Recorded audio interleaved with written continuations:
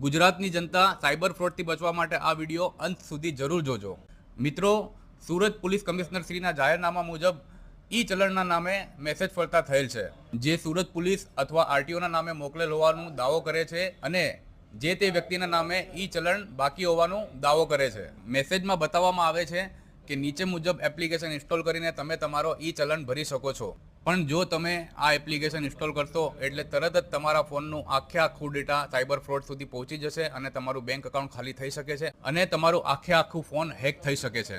આ પ્રકારના સાયબર ફ્રોડથી બચવા માટે આટલું જરૂરથી કરશો. જો તમને મેસેજ વોટ્સઅપ અથવા ઈમેલ દ્વારા કોઈ લિંક આવે છે તો તમારે એ લિંક ઉપર ક્લિક કરવાનું નથી. અને જો કોઈ મેસેજમાં તમારે ટ્રાફિક ચલાન .apk ટ્રાફિક ચલાન 250 .apk કરીને કોઈ ફાઇલ ઇન્સ્ટોલ કરવાનું આવે છે તો એ તમારે ફાઇલ ઇન્સ્ટોલ કરવાની નથી તમારા ફોનમાં. જો તમે આમ કરશો તો તમારું આખું ફોન હેક થઈ શકે છે.